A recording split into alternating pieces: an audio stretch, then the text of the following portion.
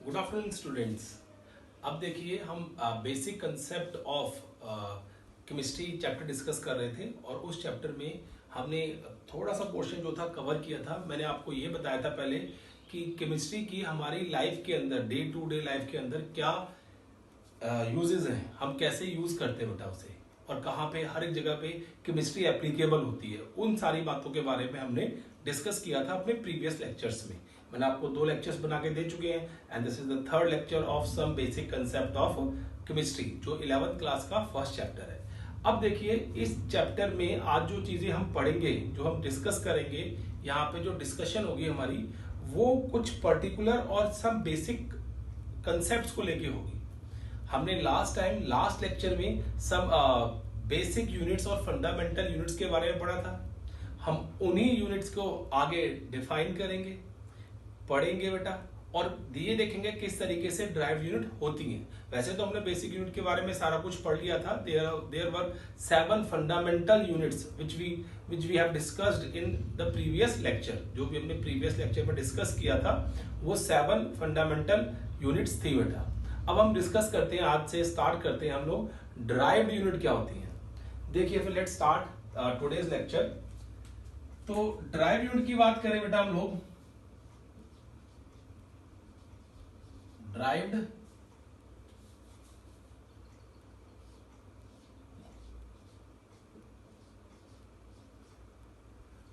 Units बेटा।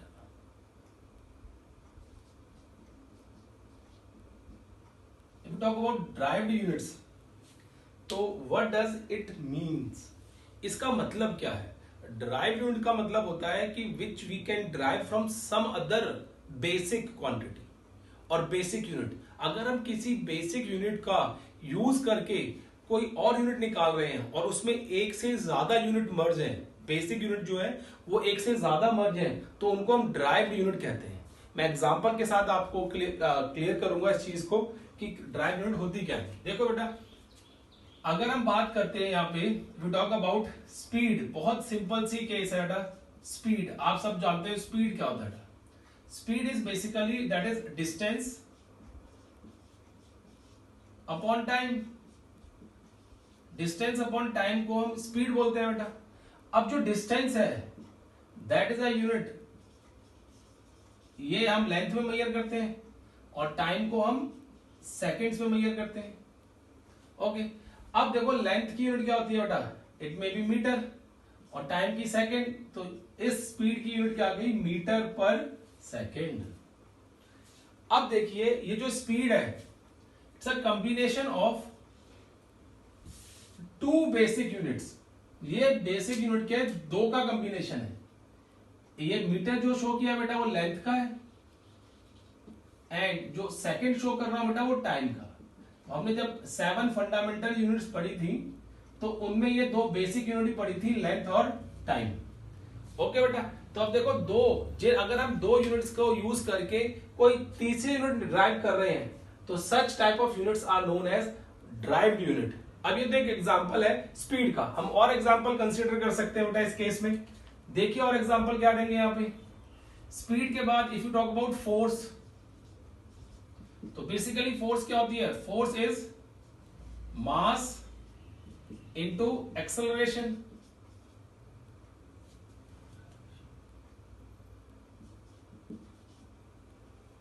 Mass into that will be acceleration बेटा, acceleration. अब मास की यूनिट जो होती है बेटा वो क्या होती है, that is KG, kilogram, and acceleration क्या होता है, दैट इज वेलोसिटी पर सेकंड। देन अगर हम वेलोसिटी पर सेकंड की बात करें तो हम बोल देते हैं वो एक्सेलरेशन है बेटा। क्लियर है। अब देखिए यहां पे ये तो एक फंडामेंटल यूनिट है केजी, इनटू वेलोसिटी की होती है डिस्टेंस और डिस्प्लेसमेंट अपॉन टाइम, एंड नीचे भी क्या है बेटा, जो हमने सेकंड लिखा है वो भी टाइम है।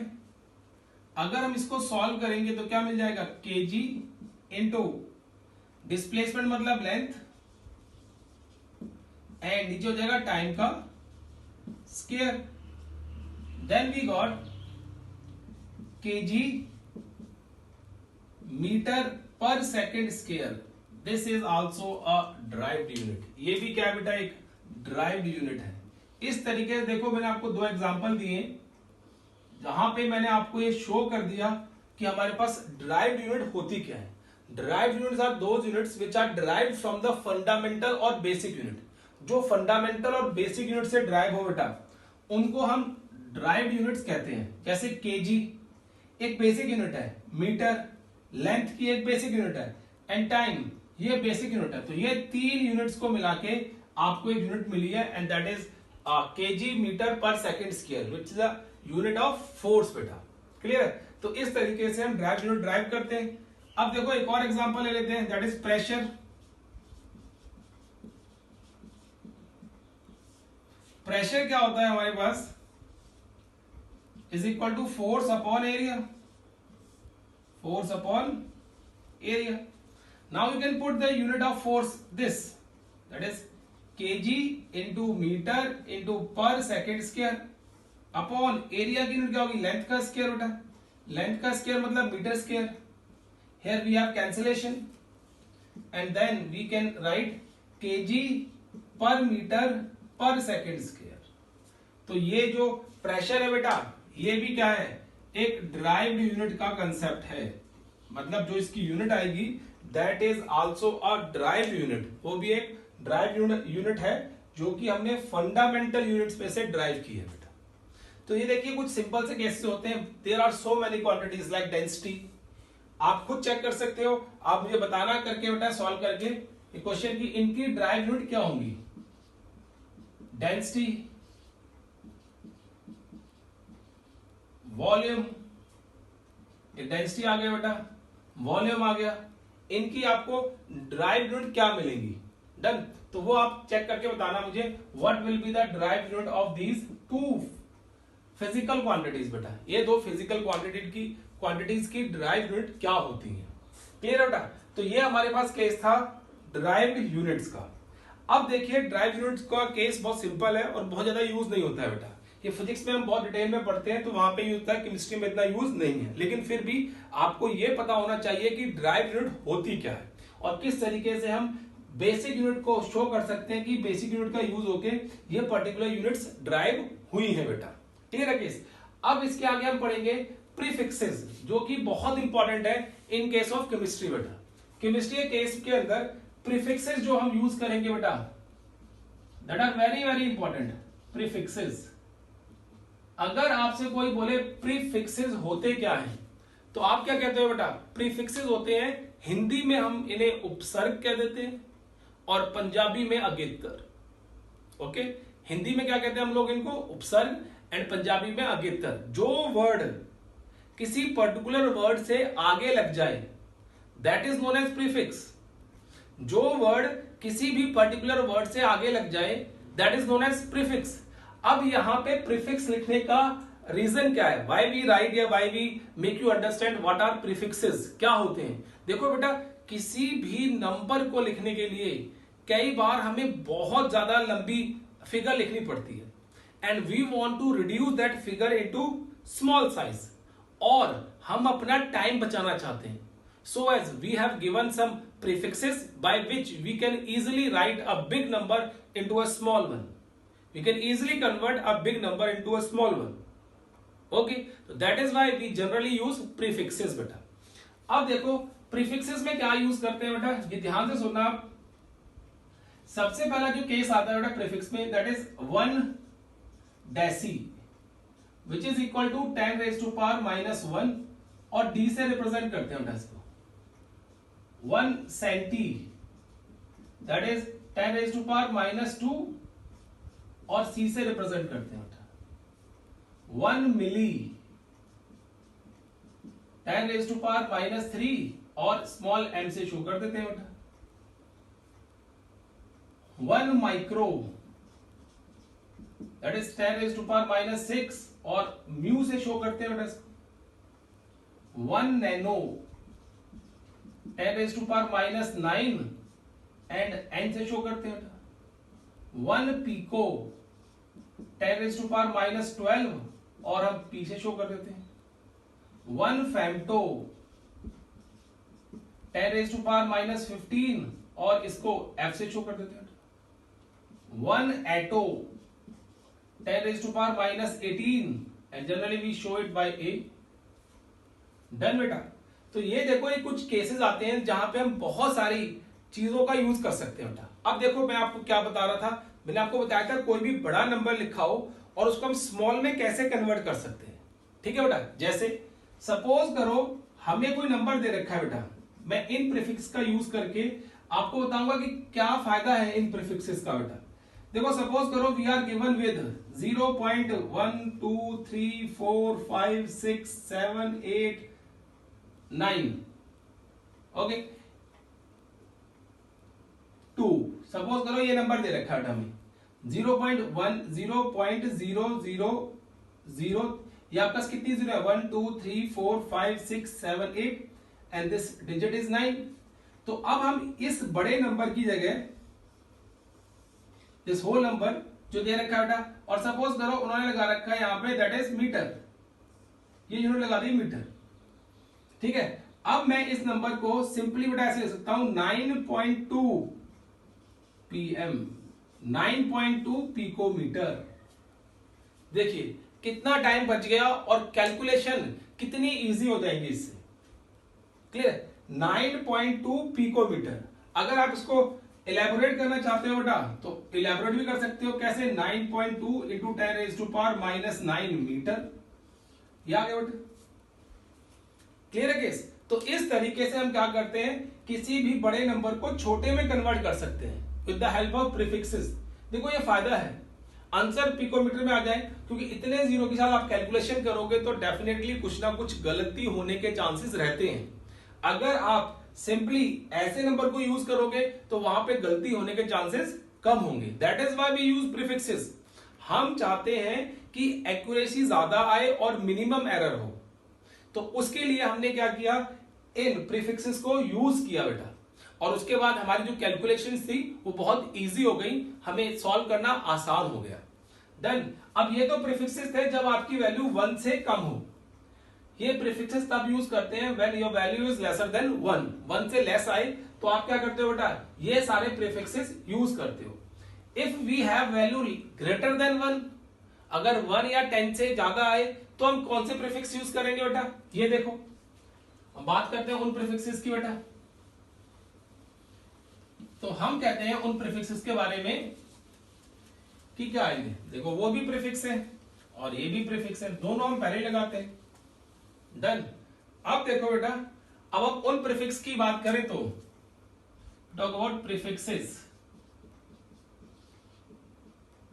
ओके, अब प्रीफिक्सेस को डिस्कस करेंगे बेटा जो जिनकी वैल्यू 10 से ज्यादा हो, ऐसे प्रीफिक्स। डन, 10 और 10 से ज्यादा हो, equal to and greater than 10।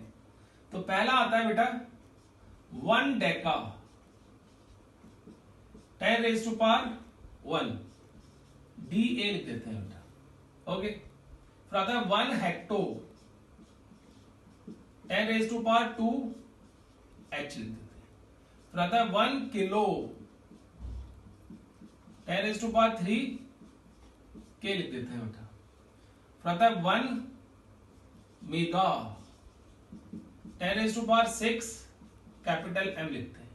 फिर आता है 1 giga 10⁻9 and 1 tera that is 10⁻12 और कैपिटल T लिख देते हैं। तो ये कुछ प्रीफिक्सेस हैं जिनकी वैल्यू 1 से ज्यादा होती है, 10 से ज्यादा होती है, 1 से ज्यादा होती है। तो देखो इसका भी मैं यूज करके बताता हूं आपको किस तरीके से हम यूज कर सकते हैं इसको। अब इसका यूजेस देखोगे आप, यूज करके आपको सिखाता हूं, एग्जांपल देके। सपोज करो आपको कहीं लिखा हुआ है 1 2 5 0 0 0 0 0 ये लिखा हुआ आपको देखिए, और साथ में लिखा हुआ है 2.5000 and kilometre, let it be, sorry let it be metre, इतने मीटर लिखा हुआ बेटा, क्लियर है। तो हम क्या लिख सकते हैं इसको 2.5 इंटू 10⁻⁶ मीटर, और you can write 2.5 mega metre. Okay बेटा, तो देखो कितनी सिंपल कैलकुलेशन हो जाती है आफ्टर यूजिंग दीज प्रीफिक्सेस। इन सब प्रीफिक्सेस का यूज करके हम कैलकुलेशन कितनी सिंपल कर लेते हैं। देखिए यहां पे कितनी सिंपल तरीके से हमें कैलकुलेशन दी हुई है और हम उसका यूज कर लेते हैं बेटा। तो ये कुछ प्रीफिक्सेस होते हैं बेटा। अब देखो इन प्रीफिक्सेस के बाद इसका यूजेस आएगा चैप्टर के अंदर, वहां हम इसका यूजेस भी चेक करेंगे, देखेंगे भी बेटा, और क्वेश्चन सॉल्व करते हुए भी हम इन सब प्रीफिक्सेस का यूज करेंगे। वहां पे कन्वर्जन बहुत होगा।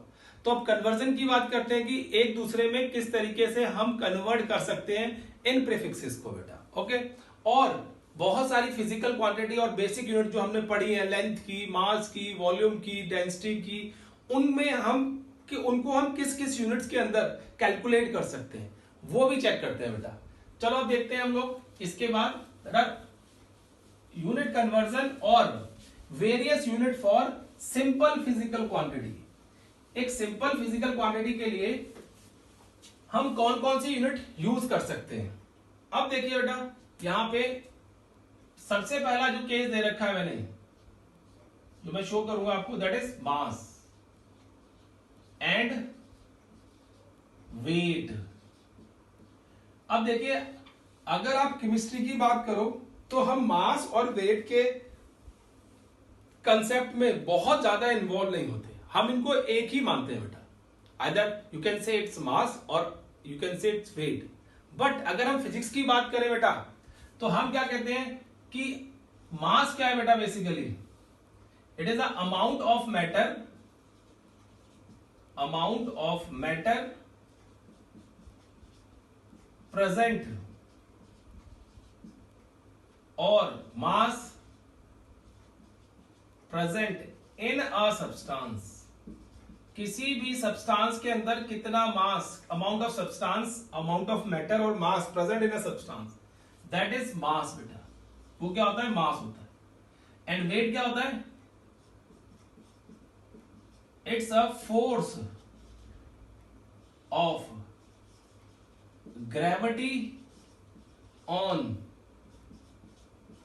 certain substances, कुछ सब्सटेंसेस के ऊपर जो फोर्स ऑफ ग्रेविटी होती है उसको हम वेट बोल देते हैं बेटा। तो फोर्स ऑफ ग्रेविटी का मतलब होता है F is equal to m into g, this is weight बेटा। ये वेट है, वेट मतलब कितनी फोर्स आ रही है basically, and this is gravity. और आप सबको पता है ग्रेविटी कितनी होती है अर्थ की सरफेस पे, 9.8 मीटर पर सेकेंड स्क्वायर, ठीक है ना, 9.8 मीटर पर सेकेंड स्क्वायर। तो ये ग्रेविटी की वैल्यू है बेटा। अब देखो ये केस आ गया बेटा हमारे पास, यहाँ पे एक्सेलरेशन ड्यू टू ग्रेविटी, ये केस आ गया बेटा, हमने ग्रेविटी शो कर दी। अब इसमें जो फोर्स का कंसेप्ट है बेटा, जो फोर्स दे रखी है, दैट फोर्स रिप्रेजेंट वेट, वो वेट को रिप्रेजेंट करती है बेटा। क्लियर है केस। अब यहां पे जो मास होता है बेटा, this mass does not change with gravity. Mass जो होता है बेटा ग्रेविटी से चेंज नहीं होता। If we say I have a mass of 70 kg, then that mass will remain same on the surface of Earth or on the surface of Moon, on the surface of Mars, anything or any planet, that will remain the same. But जो weight है बेटा वो change हो जाएगा, because वहां पे gravity की value क्या होगी बेटा, चेंज हो जाएगी। अगर ग्रेविटी की वैल्यू चेंज हुई तो वेट भी क्या हो जाता है, वहां पे चेंज हो जाता है। तो इसमें क्या लिखोगे, weight is affected by change in gravity जो वेट है वो चेंज इन ग्रेविटी की वजह से अफेक्ट होता है बेटा, क्या होता है, इफेक्ट हो जाता है, वो चेंज होता रहता है। तो अगर अर्थ की सरफेस पे किसी का वेट है बेटा कुछ 70 kg है, तो सपोज करो उसका वेट मून की सरफेस पे जाके शायद 1/6 रह जाए बेटा, और किसी और प्लैनेट पे जाके उसकी ग्रेविटी के अकॉर्डिंगली उसका वेट भी क्या हो जाए, वहां पे एडजस्ट हो जाए। डन है। तो इस तरीके से वेट आपका डिफरेंट जगह पे जीरो हो सकता है, बट मास जीरो नहीं होता। अब इसी तरीके से अगर आपसे कोई पूछे कि अगर हम स्पेस में जाते हैं तो स्पेस में हमारा वेट जीरो होता है कि मास, तो आपको क्या कहना होता है बेटा, इन स्पेस, क्योंकि मास तो जो आपके अंदर है बेटा दैट इज प्रेजेंट ऑलवेज, जो in space weight becomes zero, space के अंदर जो वेट होता है बेटा वो जीरो हो जाता है, एंड मास रिमेन सेम, मास हमेशा जो है बेटा दैट विल रिमेन सेम, वो सेम रहता है वहां पे। डन। अब देखो इस मास को, अब हम केमिस्ट्री के केस के अंदर आपको बता दिया बेटा मैंने पहले कि केमिस्ट्री के केस के अंदर हम ज्यादा पचड़े में नहीं पढ़ते हैं कि मास है कि वेट है, फिजिक्स में देखते हैं बेटा हम, ठीक है। तो अब हम मास की बात करते हैं, और इस मास को, किसी भी सब्सटेंस के मास को हम कितनी यूनिट्स के साथ मेजर कर सकते हैं, देख सकते हैं बेटा, ठीक है। अब देखो पहली बात, हम मास की यूनिट्स की बात करते हैं बेटा, units of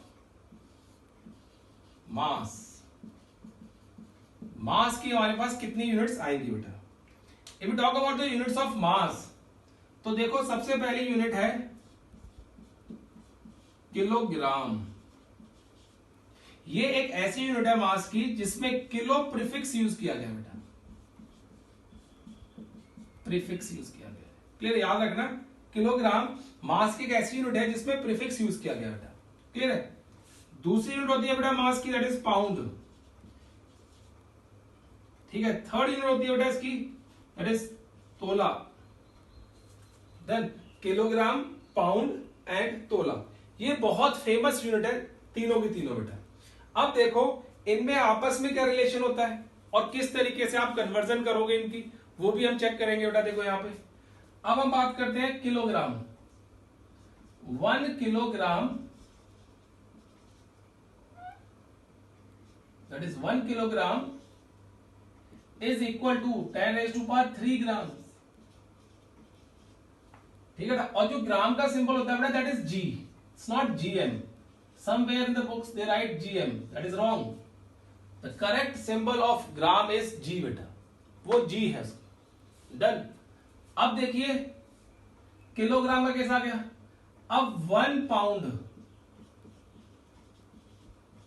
is equal to 0.454 kg। ये ज्यादातर यूनिट इंडिया के अंदर बेटा जो पाउंड है वो यूनिट कहां पे यूज की जाती है, in case of bakeries. Bakeries में मतलब केक्स बनाने के लिए बेटा, केक्स में जब आप केक लेने जाते हो तो वो पूछता है बताओ आपको कितने पाउंड का केक चाहिए। अगर आप बोलते हो 1 पाउंड तो that is approximately equal to ½ kg। अगर आप बोलते हो 2 pound that is approximately equal to 1 kg बेटा, क्लियर है। तो वो पाउंड में यूज की जाती है वहां पे यूनिट। आज भी इंडिया के अंदर केक्स की बात करते हैं तो केक्स हमें पाउंड में मिलते हैं बेटा। डन। इसी तरीके से न्यूली बॉर्न बेबी जो होते हैं बेटा, अगर उनका वेट बताना होता है तो उसको भी हम किस में यूज करते हैं, पाउंड्स में यूज करते हैं।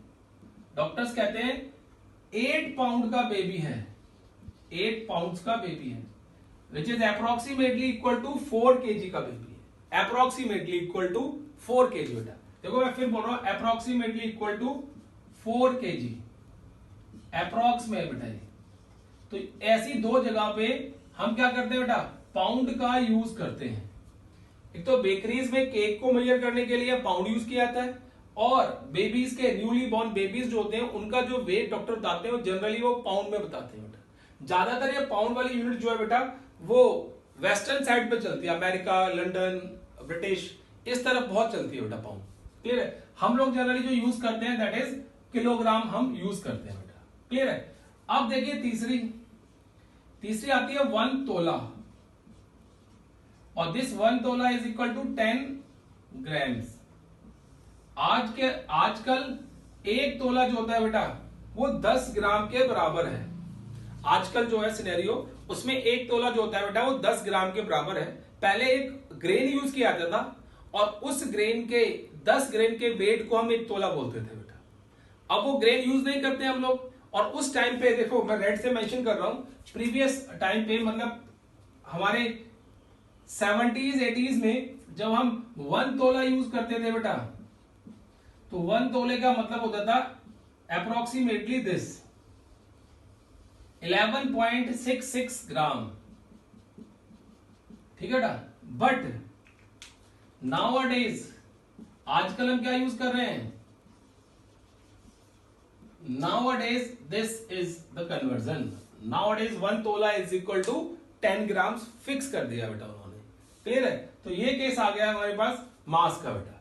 इस तरीके से हम मास का रिलेशन निकाल सकते हैं, और ये ऐसी क्वांटिटी है जिसमें हम मास यूज कर सकते हैं बेटा। अब देखो इसी मास के केस के अंदर हम कुछ प्रीफिक्सेस यूज कर सकते हैं। अगर आपके पास किसी सब्सटेंस का मास बहुत कम हो या बहुत ज्यादा हो बेटा, तो वहां पे we can use the prefixes which we have studied today बेटा, क्लियर है। कैसे, सपोज करो आपको कोई बोल दे कि यार इसका मास तो बहुत कम है, दैट इज 0.001 ग्राम है बेटा, तो you can right it 1 milligram. आप इसको 1 मिलीग्राम बोल सकते हो बेटा। तो मिलीग्राम मतलब बहुत कम मास है उसका, देख लो आप चेक कर सकते हो, क्लियर है। इसी तरीके से 1 मिलीग्राम मतलब अगर आपसे कोई पूछे 1 milligram is equal to how many grams, 10⁻³ gram. Conversion वही है, अगर मिली लिखा है कहीं पे तो यू हैव टू यूज 10⁻³ जो प्रीफिक्स है वो यूज करना पड़ेगा वहां पे आपको, और आगे जो यूनिट दे रखी है उस यूनिट को, ठीक है बेटा। अब इसी तरीके से अगर कोई लिख दे वी हैव 5 माइक्रोग्राम, इसका मतलब क्या है 5 × 10⁻⁻6 ग्राम। तो ये केस है बेटा, ठीक है। इसी तरह सेंटीग्राम लिख सकता है बेटा, वो लिख सकता है डेकाग्राम, वो लिख सकता है हेक्टोग्राम, वो लिख सकता है किलोग्राम, तो लिखते ही बेटा हम लोग। तो अगर उस तरीके से आपको दे रखा हो तो आप इस तरीके से प्रीफिक्सेस का यूज करोगे, ठीक है, यूज करोगे आप अगर इस तरीके से दे रखा है।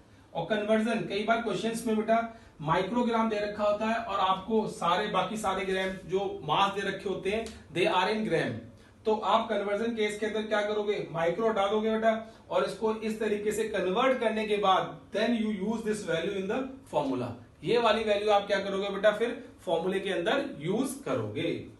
तो ये केस आ गया बेटा हमारे पास मास का, कि किस तरीके से मास और उसमें इंटरचेंजेस आते हैं। बहुत सारे प्रीफिक्सेस और यूज करते हैं बेटा यहाँ पे, लेकिन हम सारे डिस्कस नहीं कर सकते, ठीक है। यहाँ पे तो बहुत सारे केसेस हैं जो हमारे सिलेबस में भी नहीं है बेटा। अब देखो दूसरी यूनिट बेटा जो बहुत यूज होगी थ्रू आउट केमिस्ट्री, ठीक है, 11th 12th में छोड़ो, आप अगर बाद में ही पढ़ोगे तब भी बेटा काम आएगी वो, and that is volume. That is volume बेटा, हम वॉल्यूम की बात करते हैं। नाउ विल डिस्कस वॉल्यूम, कि वॉल्यूम क्या होता है। अब देखिए वॉल्यूम की बात करें बेटा, इसमें सेकेंड हमारे पास आया है दैट इज वॉल्यूम। अब ये याद रखना बेटा क्योंकि ये बच्चे बहुत कंफ्यूज होते हैं वॉल्यूम में। तो वॉल्यूम क्या होता है, that is a particularly space occupied by any object. अगर कोई ऑब्जेक्ट, इसका वॉल्यूम निकालना है बेटा मुझे, तो मैं क्या कहूंगा कि इस मार्कर ने कितनी स्पेस ऑक्युपाई की है, that is the volume of this marker. Okay बेटा, अब देखो वॉल्यूम को हम मेजर करने के लिए कौन कौन सी यूनिट यूज करते हैं बेटा, यूनिट्स, ठीक है। अब यूनिट्स का केस हम बोले तो सबसे पहले हमारे ध्यान में आता है बेटा लीटर, कैपिटल एल, और स्मॉल एल से इनके नाम लिखते हैं बेटा, ठीक, कैपिटल एल लीटर। अब लीटर के अलावा क्या यूज कर सकते हैं बेटा, we can use metre cube, we can use centimetre cube, we can use decimetre cube. तो ये 3-4 कन्वर्जन आप याद रखना बेटा, जो मैं याद करा रहा हूं ना, 3-4 कन्वर्जन याद रखना कि लीटर का मीटर क्यूब क्या रिलेशन है, लीटर का सेंटीमीटर क्यूब क्या रिलेशन है, लीटर का डेसीमीटर क्यूब क्या रिलेशन है, लीटर का एम मिलीलीटर के साथ क्या रिलेशन है बेटा? ये सारी की सारी कन्वर्जन आपको पता होनी चाहिए, या इनका आपस में क्या रिलेशन है वो भी आपको पता होना चाहिए बेटा, कि किस तरीके से करते हैं। चलो हम चेक करते हैं वन बाय वन करके बेटा इनको। अब देखो जो सिंपल है वो आपको पहले बताता हूं।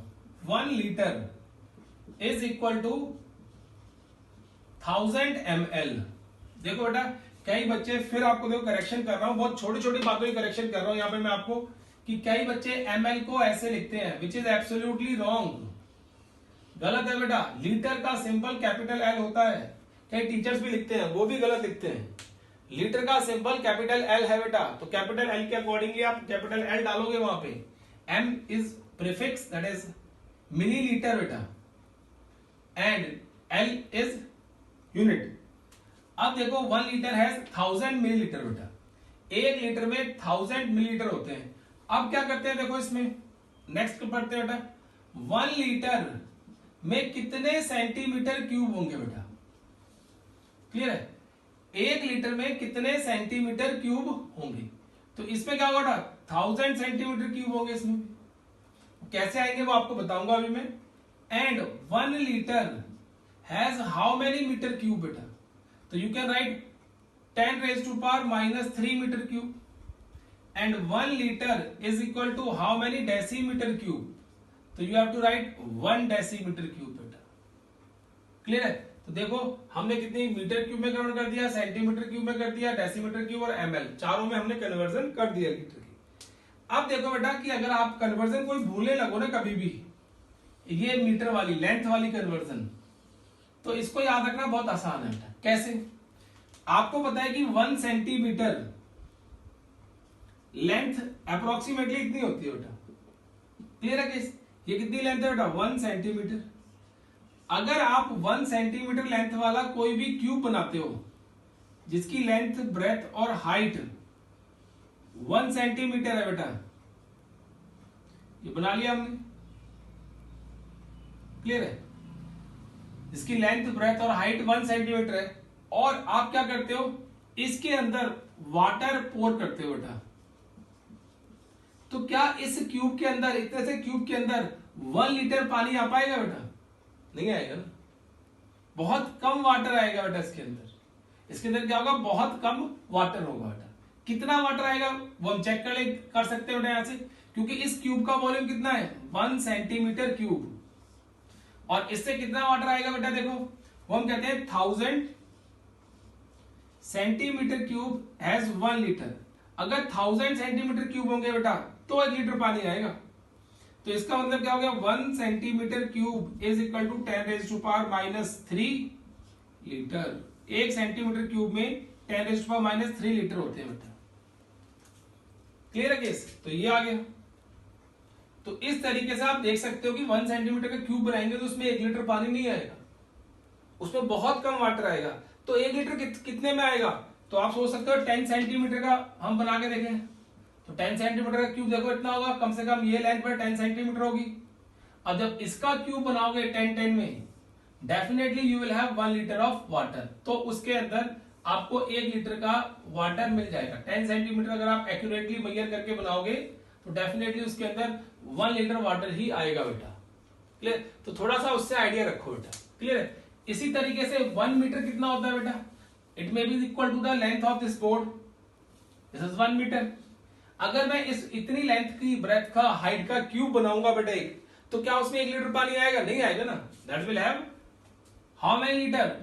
1000 लीटर ऑफ वाटर। जो आपके वाटर टैंक घर के ऊपर रखे होते हैं बेटा, उनके जाके कैपेसिटी चेक करो, हाइट चेक करो, that may be a 1 litre height, metre height.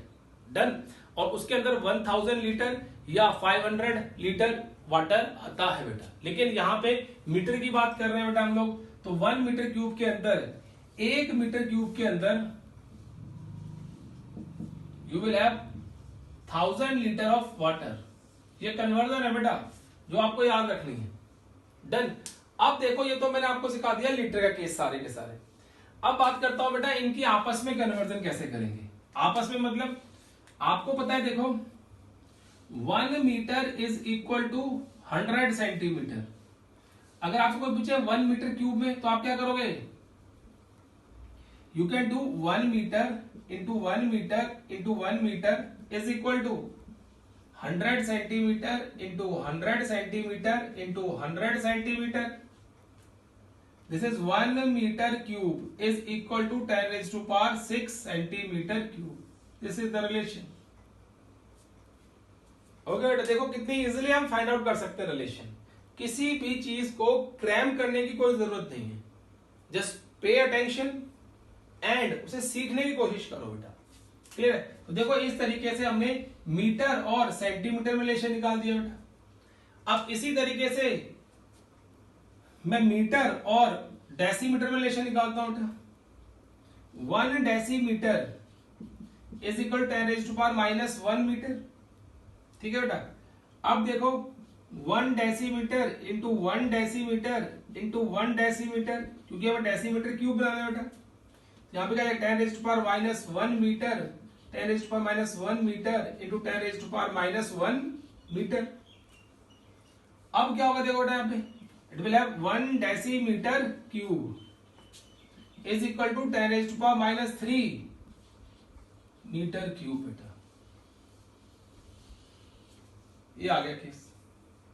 10 raise to power -3 metre cube का केस आ गया. 1 डेसीमीटर क्यूब में इतने होंगे बेटा. तो अगर आपसे कोई पूछे 1 मीटर क्यूब में कितने डेसीमीटर हैं, तो आप बोलो 10 raise to power 3 decimetre cube. ये देखो बेटा. क्लियर? इसका मतलब क्या हुआ, 10 रेज़ टू पावर 3 में कितने हैं बेटा, 1 डेसीमीटर क्यूब. देखो यहां पे ये चीज नोटिस करो, चेक इट. ये और ये जो यहां पे दे रखा है मैंने, ये कन्वर्जन. ठीक है. अब देखो 10 raise to power -3 metre cube, ये भी 10 रेज़ टू पावर -3 है. This is equal to 1 metre cube. तो यहां पे मैं 1 मीटर क्यूब लिख सकता हूं, 1 डेसीमीटर क्यूब लिख सकता हूं यहां पे. तो I can write 1 decimetre cube. तो 1 लीटर इज इक्वल टू क्या होता है, 1 decimetre cube. This is how you can calculate or convert the various units of volume बेटा. और ये स्पेसिफिकली बहुत जो यूनिट है वो बहुत है आपको कन्वर्जन के लिए. आपको इनकी कन्वर्जन पता होनी चाहिए बेटा. क्लियर है? चलो फिर हम मूव करते हैं नेक्स्ट बेटा. कन्वर्जन इसके वॉल्यूम के बाद. देन जो नेक्स्ट आएगा बेटा, जो इंपॉर्टेंट है हमारे लिए, वो है कन्वर्जन ऑफ टेम्परेचर. ये बहुत हम यूज करते हैं बेटा, conversion of temperature. If we talk about conversion of temperature बेटा, और टेम्परेचर के लिए कौन कौन सी यूनिट यूज कर रहे हैं, टेम्परेचर बेटा. तो टेम्परेचर केस के अंदर देखो हम बात करते हैं बेटा, सबसे फेमस जो है दैट इज सेल्सियस. और उसको डिग्री सेल्सियस किस तरीके से रिप्रेजेंट करते हैं, पहली यूनिट. दूसरी बेटा आप सोचते हो केल्विन, और उसको के से रिप्रेजेंट करते हैं. And third one is Fahrenheit, and we represent it by F. अब देखिए बेटा, ये तीनों यूनिट डिग्री ऑफ हॉटनेस को मेजर करने के लिए यूज करती हैं. डिग्री ऑफ हॉटनेस मतलब कोई भी चीज कितनी गर्म है, और कितनी गर्म है, मैं बोलूं 10 गर्म है, 20 गर्म है, उसका कोई मतलब है नहीं. हम बोलेंगे 10 डिग्री सेल्सियस तक गर्म है, तो इट मीन समथिंग कि 10 डिग्री टेम्परेचर है उस वाटर का या उस सब्सटेंस का जो कि गर्म है. तो डिग्री अगर हॉटनेस आपको मेजर करनी है, तो we have to measure the temperature of that particular substance. और टेम्परेचर मेजर करने के लिए हम कौन कौन सी यूनिट यूज करते हैं बेटा, degree Celsius, kelvin and Fahrenheit. Clear है? अब हम देखते हैं इनमें आपस में क्या रिलेशन होते हैं, डिग्री सेल्सियस, केल्विन और फ़ारेनहाइट में बेटा. देखिए सबसे पहले बात करते हैं केल्विन और डिग्री सेल्सियस की. तो केल्विन क्या होता है बेटा, relation between kelvin and degree Celsius. इनमें रिलेशन क्या है बेटा, देखो kelvin is equal to 273.15 plus degree Celsius. कोई भी अगर आपको नंबर, ठीक है बेटा, डिग्री सेल्सियस में दे रखा है उसमें 273.15 और अप्रोक्सीमेटली बेटा जनरली हम क्या करते हैं, और जनरली वी एड 273, ठीक है, in case of degree Celsius. अब देखो our body temperature, normal body temperature लिखिए तो it will be quite good. Normal body temperature हमारा कितना होता है बेटा, 37 degree Celsius, and you want to convert this 37 degree Celsius to kelvin. What you will do, K is equal to 273 plus 37, 273 plus 37, it is equal to 310 kelvin. 310 kelvin temperature होता है हमारी normal body का बेटा। Clear है case, normal body का temperature कितना होता है, 310 इन केस ऑफ केल्विन, और in case of degree Celsius we have 37 degree Celsius बेटा। अब देखिए इसी तरीके से रिलेशन होता है बेटा सेल्सियस और फ़ारेनहाइट में बेटा। ये आपका पहला रिलेशन हो गया। अब दूसरा रिलेशन देखो बेटा, Celsius and Fahrenheit. Celsius and Fahrenheit की बात करें हम लोग यहां पे, तो हम कहते हैं बेटा capital F is equal to 9/5 degree Celsius plus 32 बेटा। तो ये हमारे पास दूसरी यूनिट का कन्वर्जन है बेटा। क्लियर, और आपको इसको जिस मर्जी तरीके से रीअरेंज कर सकते हो, वो आपकी मर्जी है, ठीक है। अब नॉर्मल बॉडी टेम्परेचर कितना होता है फ़ारेनहाइट में बेटा, नॉर्मल बॉडी टेम्परेचर, हमारी बॉडी का नॉर्मल टेम्परेचर कितना होगा इन case of Fahrenheit, that is 98.6 Fahrenheit. 98.6 Fahrenheit होता है हमारी नॉर्मल बॉडी टेम्परेचर। जो नॉर्मल बॉडी टेम्परेचर रहता है हमारी बॉडी का, दैट इज 98.6 फ़ारेनहाइट होता है बेटा। उसको हम इस तरीके से क्या करते हैं बेटा, मेजर करते हैं। तो देखो ये कुछ कन्वर्जन थी टेम्परेचर केस के अंदर, कि टेम्परेचर अगर हम यूज कर रहे हो तो किस तरीके से इसको डिफरेंट यूनिट्स के अंदर हम यूज करेंगे, और किस किस तरीके से डिफरेंट यूनिट के अंदर उसको हम कन्वर्ट कर सकते हैं, ठीक है ना। तो ये कुछ मेन यूनिट्स थी जिनका हम यूज करते हैं बेटा, ठीक है। तो ये देखो कुछ फिजिकल बेसिक क्वांटिटीज थी, बेसिक कंसेप्ट थे जो हमने अब तक पढ़ लिए बेटा। Now will discuss something about accuracy and precision, ठीक है। ये 2 मार्क्स में बहुत पूछे जाते हैं आपके स्कूल्स के अंदर। एक्यूरेसी नेक्स्ट टॉपिक जो है, that is accuracy and precision. देखिए बुक्स में क्या लिखा होता है वो भी बताऊंगा, और आपको याद कैसे रखना है एक्यूरेसी एंड प्रिसीजन वो भी बताऊंगा बेटा। क्लियर है। If we talk about accuracy, अगर हम एक्यूरेसी की बात करें बेटा, देखो तो एक्यूरेसी का मतलब होता है the difference of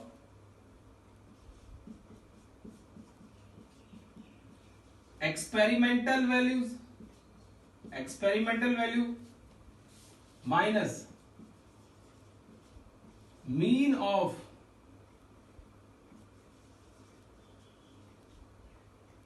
measured value बेटा, इसको हम बोलते हैं accuracy. Experimental value minus mean of measured value बेटा। बताऊंगा इसका मतलब क्या है। अब आपसे कोई पूछे प्रिसीजन क्या होता है, तो इसमें क्या होता है बेटा, measured value minus arithmetic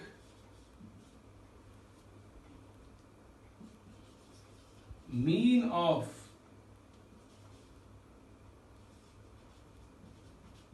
measured value बेटा, arithmetic means of measured value. तो ये बेटा हमारे पास क्या होता है, प्रिसीजन का केस आता है। Clear, this is precision and this is accuracy. अब देखो इस तरीके से हमें बिल्कुल समझ नहीं आता, जब हम एक्सपेरिमेंट करेंगे तो शायद हमें थोड़ा आइडिया हो कि अच्छा ये एक्यूरेसी है एंड दिस इज प्रिसीजन बेटा। लेकिन अगर मैं आपको किसी और तरीके से समझाता हूं कि एक्यूरेसी क्या होती है, प्रिसीजन क्या होता है, तो you can easily understand that concept. अब देखो बेटा वो कैसे समझोगे आप। लेट इट बी, हम पहले बात करते हैं एक्यूरेसी की। टॉक अबाउट एक्यूरेसी, तो एक्यूरेसी केस के अंदर हमने क्या किया बेटा, चलो दोनों डिस्कस करते हैं, एक्यूरेसी एंड प्रिसीजन इकट्ठे डिस्कस करते हैं बेटा, थोड़ा आइडिया आपको ज्यादा अच्छी क्लियर होता है। अब देखो बेटा मैंने क्या किया इस केस में,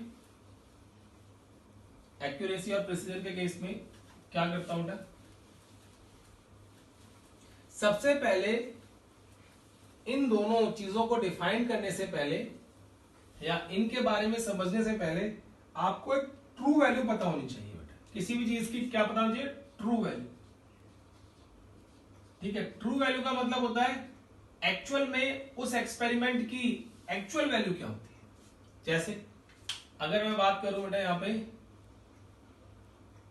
मैंने कॉन्सेंट्रिक रिंग्स बना लिए यहां पे इस तरीके से, क्लियर है, और इनमें सेंटर वाली कॉन्सेंट्रिक रिंग है बेटा, जिसको मैं रेड से शो कर रहा हूं, that is a true value.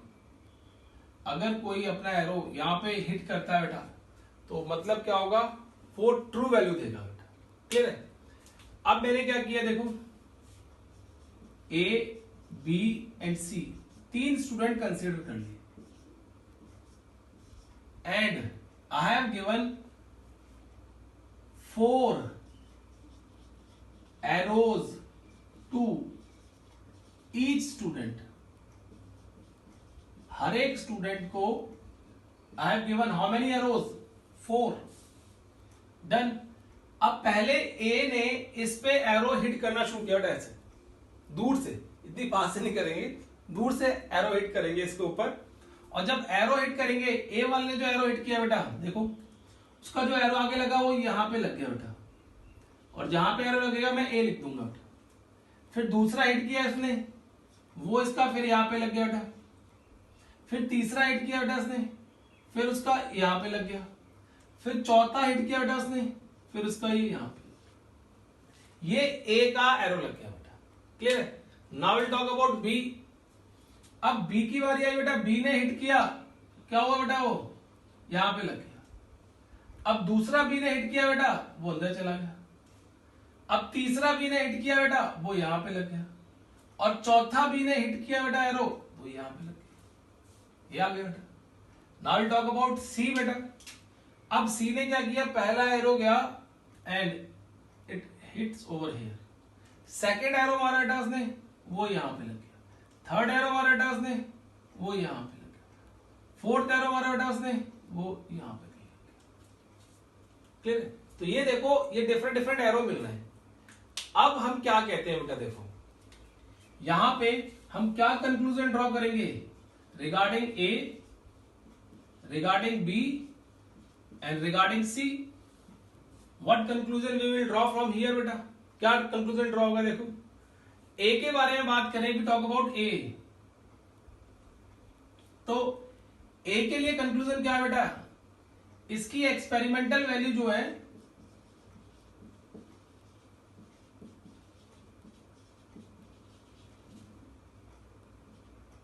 experimental values are near to each other। वो एक दूसरे के पास हैं, near to each other, but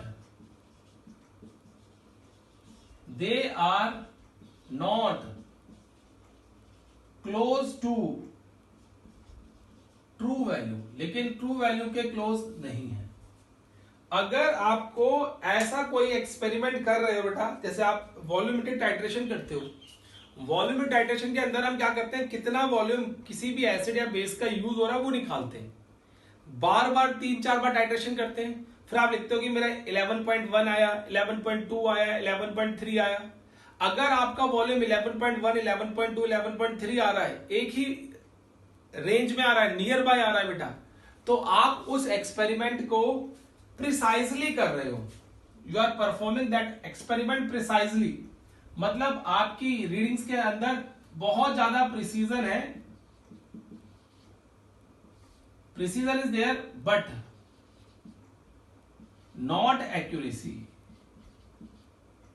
accuracy नहीं है, प्रिसीजन है।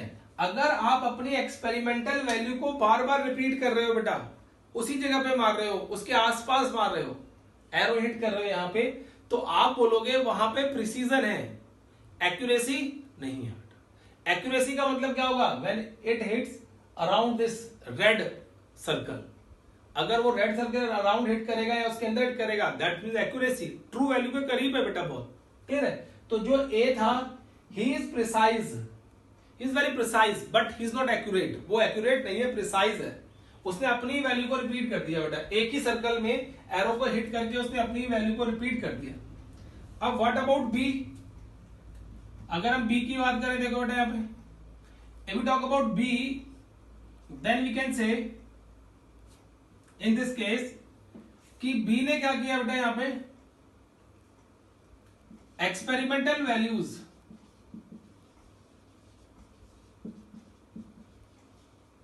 Are near to each other as well as they are close to, as well as they are close to true value. So इससे हम क्या कंक्लूजन ड्रॉ करेंगे बेटा, कि जो B है, he is very accurate, he is very accurate. तो accuracy is there in his measurement, उसके जो एक्सपेरिमेंट था उसमें एक्यूरेसी थी बेटा, as well as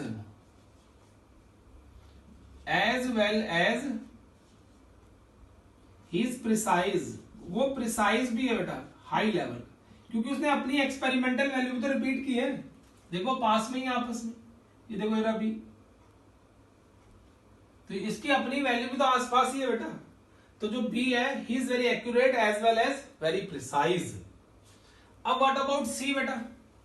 हम सी की बात करें तो सी के केस के अंदर हम क्या कहेंगे, देखो जो एक्सपेरिमेंटल वैल्यूज हैं, experimental values are not near to each other और not near to true value, ना ही वो ट्रू वैल्यू के पास है और ना ही एक दूसरे के पास है। तो इससे हम क्या कंक्लूजन ड्रॉ करेंगे बेटा सी के बारे में? हम कहेंगे जो सी स्टूडेंट है, he is neither accurate nor precise, ना ही वो एक्यूरेट है बेटा और ना ही प्रिसाइज है।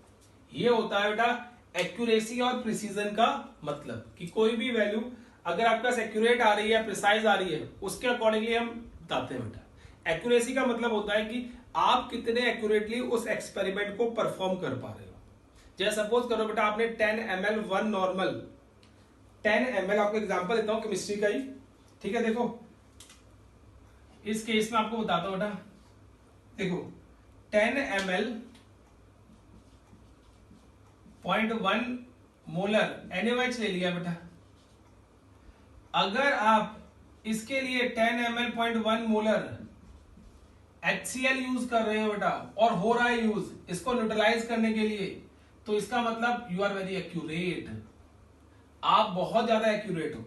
Instead of using 10 ml, if you are using 10.1, 9.9, 10.2, अगर इतने ml भी यूज कर रहे हो बेटा, तब भी आप बहुत एक्यूरेट हो और प्रिसाइज भी हो। देखो आपकी वैल्यू एक दूसरे के आसपास ही आ रही है। तो highly precision accuracy is there, but ये क्या है आपके पास एक्यूरेसी एंड प्रिसीजन है यहां पे। लेकिन अगर आप 10 ml ऑफ NaOH को न्यूट्रलाइज करने के लिए you are saying I got 11 ml, 9 ml, 13 ml, तो neither the values are near to each other or neither they are near to true value, तो हम क्या बोलेंगे, nor neither accurate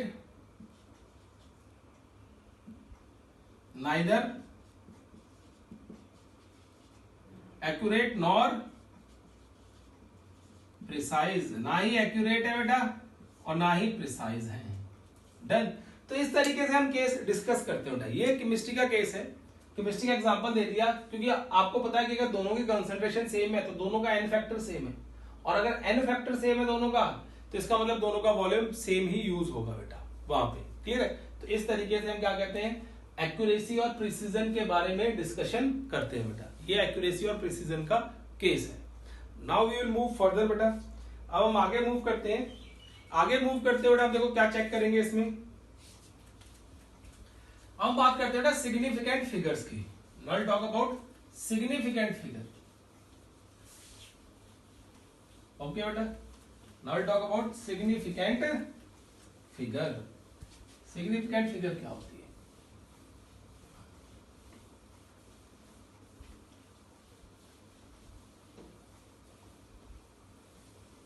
देखो बेटा, we talk about significant figure,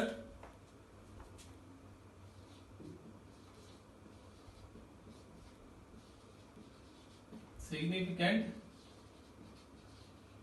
figures बेटा। देखो significant figure का मतलब वही है कि जिसमें हाई लेवल की एक्यूरेसी हो, जो भी डिजिट हमारे लिए कुछ ना कुछ क्वांटिटी को सिग्निफाई करता है और उसकी वजह से उसकी वैल्यूज में बहुत ड्रास्टिकली चेंज आएगा बेटा, that digit is known as significant digit. और उस पूरी फिगर को हम क्या बोल देंगे बेटा, सिग्निफिकेंट फिगर कह देते हैं। अब जो सिग्निफिकेंट फिगर्स होती हैं, इनको चेक करने का हमारे पास कुछ रूल्स होते हैं, उन रूल्स को हम वन बाय वन करके डिस्कस करेंगे बेटा। देखो first rule, rule number 1,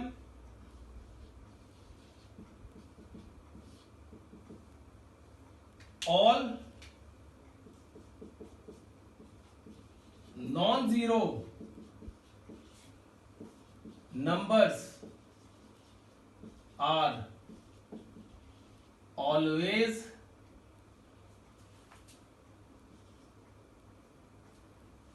significant। जितने भी नॉन जीरो नंबर है बेटा, they all are significant. Rule number 1 क्या है, all non zero numbers are always significant. वो सारे के सारे क्या बेटा, सिग्निफिकेंट होते हैं। कैसे? देखो बेटा, अगर किसी ने लिखा हो नंबर 1 2 3 4, तो how many significant figure it has, कितनी होंगी देखो। तो you have to count that number of digit present in it. How many digits are there, 1 2 3 4, we have 4 digit, then we have 4 significant figure. इसको short form में लिखते हैं S.F। इस number के अंदर वी हैव 4 सिग्निफिकेंट फिगर। हो सकता है देखो आपका ऐसे लिखा हो 2 5 6 8 9, how many significant figure it has, it has 5 significant figure. इसकी 5 सिग्निफिकेंट फिगर होती है। क्लियर? तो you have to just count the number of digits present, number of digits present in the given number. एक number में कितने digits present है बेटा, उसके अकॉर्डिंग काउंट करो and you will give the significant figure. तो it has 5 significant figure बेटा। अब देखो रूल नंबर 2, रूल नंबर 2 बेटा, रूल नंबर 2 क्या होता है, all zeros between two non-zero numbers are also significant, जितनी भी जीरो बेटा दो नॉन जीरो नंबर के बीच में आएंगी वो सारी की सारी सिग्निफिकेंट है। कैसे? जैसे बेटा अगर हम लिखते हैं 2002, तो how many significant figure it has? 4. If you write 11007, how many significant figure it has? 5. So zeros in between the non-zero number, zeros between the non-zero number are also significant figures बेटा, वो भी क्या होती है? significant होती हैं। ये दूसरा रूल आ गया बेटा। Now talk about the third rule. Rule number 3. Third rule क्या कहता है? देखो इसमें हम कहते हैं all zeros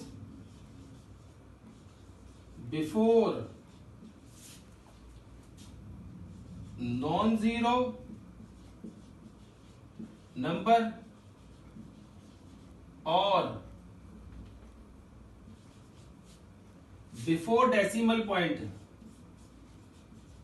before decimal point are not significant, वो सिग्निफिकेंट नहीं होती। All zeros before non zero number और before decimal point are not significant, उनको हम सिग्निफिकेंट फिगर की तरह काउंट नहीं करते। इसके एग्जांपल देता हूं। देखो talk about this. Suppose I have written like this 2, 5, 6. It has only 3 significant figure बेटा। इसमें सिर्फ 3 significant figure होगी because the zeros before any non-zero numbers are not significant, वो significant नहीं होती।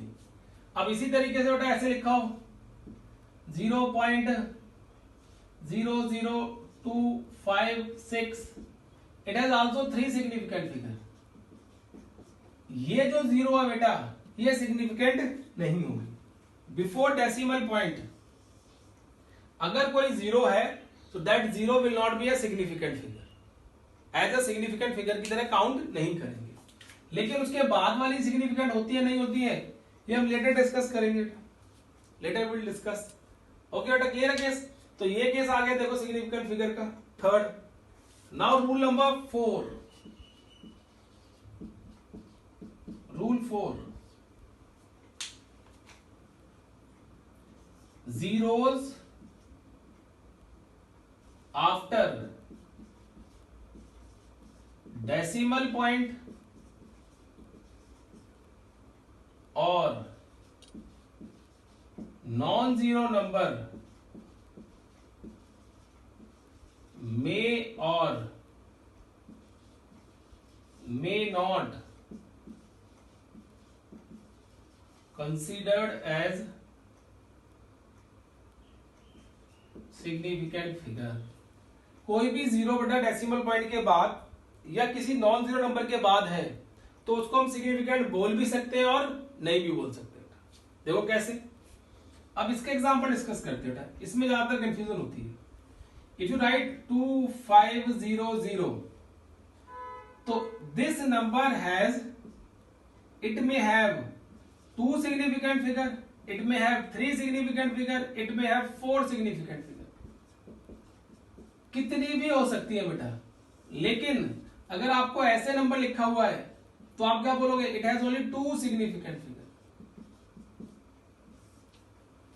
तो क्या होगा? 2 सिग्निफिकेंट फिगर होगी बेटा। इफ, ठीक है ना, अगर हम यहां पे ऐसे लिखा होता है इसको 2500 पॉइंट डन और लिखा था 0। Now this number has, this particular number has 5 significant figure. देखो डेसिमल पॉइंट से और नॉन जीरो नंबर के बाद ये तो सिग्निफिकेंट है ही है, ये डेसिमल पॉइंट के बाद है ये भी सिग्निफिकेंट है। तो इट हैज 5 सिग्निफिकेंट फिगर। इसकी 5 सिग्निफिकेंट फिगर होती है बेटा। क्लियर है केस?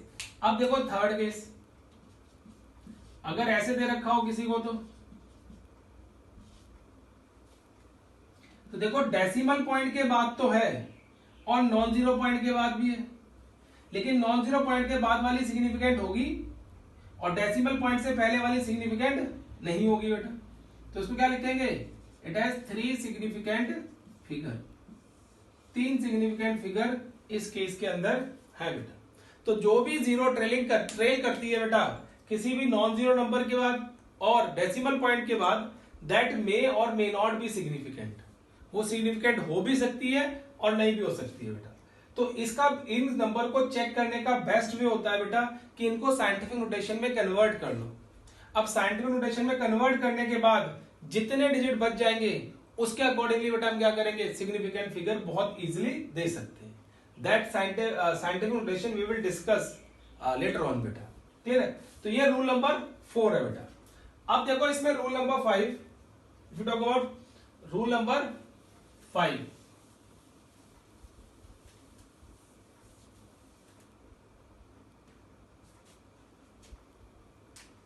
रूल 5 बेटा, all countable things have infinite significant figure, infinite significant figure। अब काउंटेबल थिंग्स क्या होती है बेटा, काउंटेबल थिंग्स का मतलब होता है, सपोज करो आपको बोलते हैं एन एप्पल, कोई एप्पल है, how many significant figure it has, infinite significant figure. A pen, once again infinite significant figure। a cat, once again infinite significant figure। a dozen of banana, once again infinite significant figure। तो जिन चीजों को हम count कर सकते हैं 1 2 3 4 5 countable number है बेटा, कोई बॉटल, पेन, मोबाइल, एक है, दो है, कितने हैं, तो they have infinite significant figure होता है बेटा। इनफाइनाइट सिग्निफिकेंट फिगर इसलिए होता है बेटा क्योंकि उसमें एरर आने के चांसेस नहीं होते and they are highly accurate.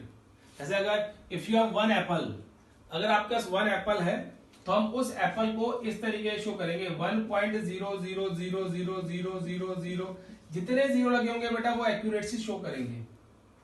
तो ये आगे तक चलते रहेंगे 0 0, क्योंकि ये एक ही रहेगा, इट विल नॉट बी 1.00002 3 4, ऐसा कुछ नहीं होगा, इट विल रिमेन सेम। तो यहाँ पे इनफाइनाइट जीरो भी लगा दोगे तब भी क्या होगा बेटा, उसकी जो एप्पल रहेगा दैट विल रिमेन 1। तो इसलिए हम बोलते हैं कि कोई भी काउंटेबल थिंग है उसके जो सिग्निफिकेंट फिगर होती हैं दैट आर इनफाइनाइट, वो इनफाइनाइट होती है बेटा, क्लियर है। देखो बेटा ये कुछ केस था सिग्निफिकेंट फिगर का जो हमने आज डिस्कस किए, रूल्स डिस्कस किए, ठीक है।